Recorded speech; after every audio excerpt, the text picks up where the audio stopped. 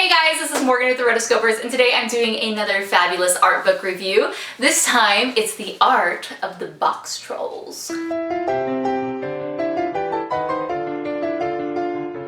So if you have not seen the Boxtrolls, stop right now and go see it. I love the Boxtrolls. You can watch my review of it right here. The Boxtrolls is the third film from the stop-motion studio Laika, and it is really cute. It's beautiful, and I just loved the themes that it explored and the symbolism in the movie. I just thought all around it was really great. So last night I was reading this book, getting ready for this review, and I just could not put it down.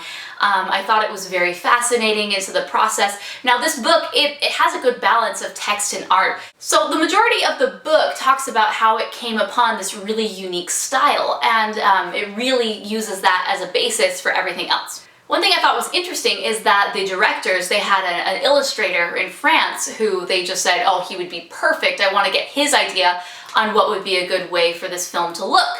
And so they kind of sent him over like the script and what they wanted to look like, and he spoke French and they spoke English, so they had to work through a translator. But ultimately he was able to come up with very detailed sketches and drawings of what he imagined this Boxtrolls world to look like. So then the Laika team in-house used that as their foundation, and they kind of just played on it and amped it up. So it's interesting because you get to see those initial sketches throughout, and you definitely see how they laid that foundation for the movie that made it so iconic and just graphic. So the preface is by Travis Knight. He is one of the founders of Laika, and it's actually one of the more gruesome that I've seen. He talks about how there's, like, the very beginning, there's this big paragraph about how he cut himself on a model and there was just blood everywhere. He's like, yeah, we really put our blood, sweat, and tears into this movie, in any movie. This is the life of a stop-motion animator. And I was like, ugh, cool. The foreword is by Anthony Stacchi, who's one of the co-directors, and it's a bit more lighthearted. It goes into his inspirations, and I liked it. So the introduction, before we go into the main chapters, this is done by Travis Knight, and it talks about how he initially came across the book, Here Be Monsters by Alan Snow, and how he read it and said, oh, this is a book that we have to adapt. The problem is, this is a children's book, and it's over 500 pages long, and so they really had to snip and cut down what his initial story was. And so Laika's version is a very simplified, changed, modified version, but it still is inspired by that book. And it made me really interested to go and read the book. I didn't realize that it was such almost a novel in a way, and so I'm a bit interested to read it because apparently there are so many storylines in this initial world that they had to trim down, and it makes me wonder, I wouldn't mind seeing a sequel of this, but you know, I'd rather see new stuff. The book is divided into 4 chapters, and these are mostly divided based on the class and rank system in this world. A very important theme in this movie is climbing the ladder from one society class to another, or in the case of the Boxtrolls, who live underground, who go up to the main world, and then up even from there to the very top of Cheesebridge, which is the White Hats, with Snatcher. He's a red hat and he's trying to climb to become a white hat.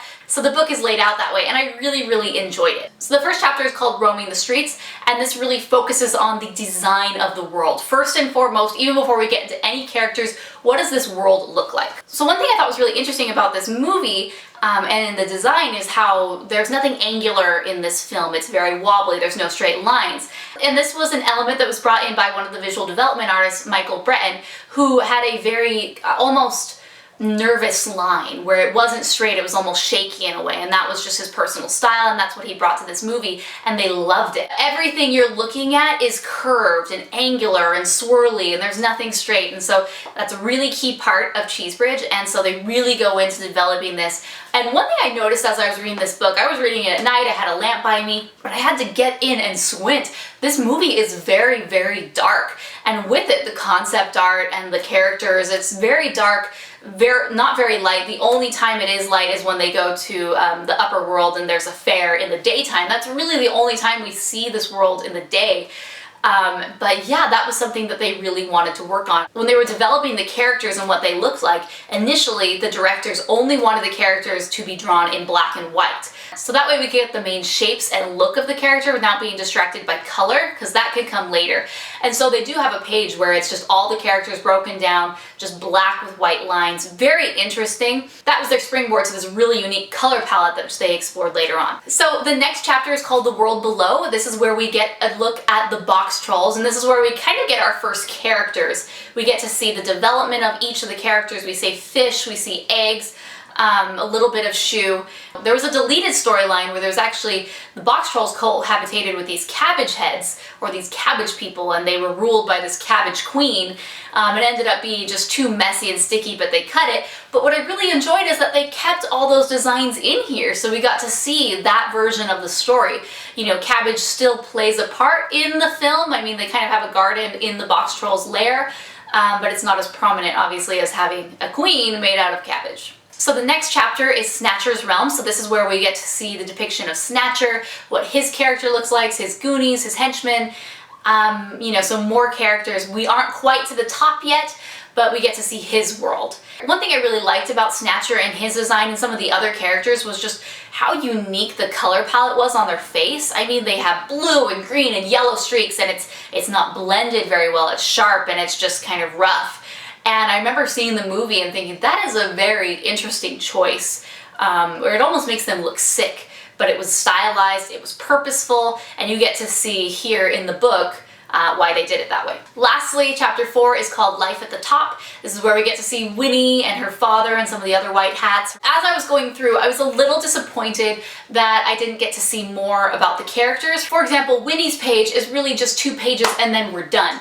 We get to see her older designs and how they ultimately found her current design, but there wasn't any text about her, which was disappointing because I thought she was, I mean, there was a little teeny bit how she was spoiled and whatever, but I was a little bit more interested in her as a character because I really enjoyed her in the film, and they just moved right on to the next, and I was like, oh man.